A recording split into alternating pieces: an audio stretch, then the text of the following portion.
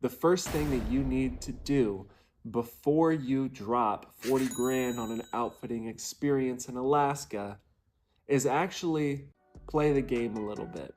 You need to get outside and start adventuring in your own backyard.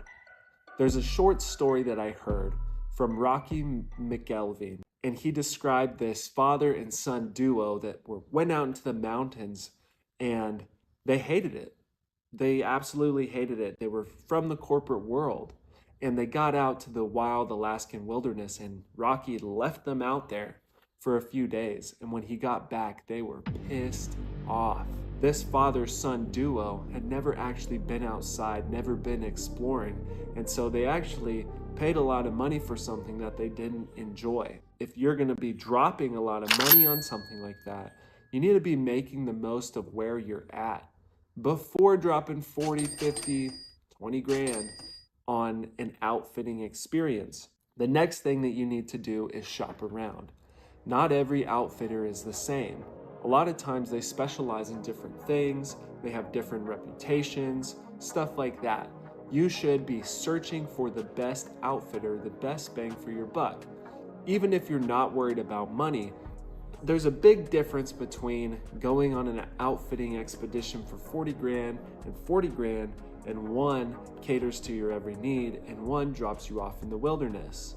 They're both going to give you great value, but ultimately it's up to what you want out of your experience. You have to know how they're going to treat you before you go so that you can have a great experience that you're looking for. The next thing that you need to do before you get out there on an outfitting expedition venture is, one, you need to start target shooting, and two, you need to start fishing where you're at. If you're going out there for hunting, you're going to be expected to take some pretty long shots, especially if you're hiking and adventuring in rugged country. You're not always going to be able to get right up on an animal. And so you have to be mentally and physically prepared to take that 200 to 400 yard shot. And then when it comes to fishing, you don't want to show up and have the outfitter have to do every single thing for you. To me, that feels a little emasculating. And so I'm going to be practicing before I go, and I'm going to practice how I play.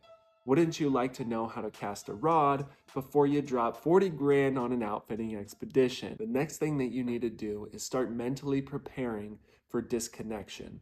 A lot of times we get so plugged into the world through our screens, through our relationships with people, that we're not really ready to spend a week or 2 weeks away from our phones, away from the connection to our company. And the number one thing you can do to prepare for that connection is to start setting times throughout your day where you don't have your phone, where you're not checking your email or watching TV.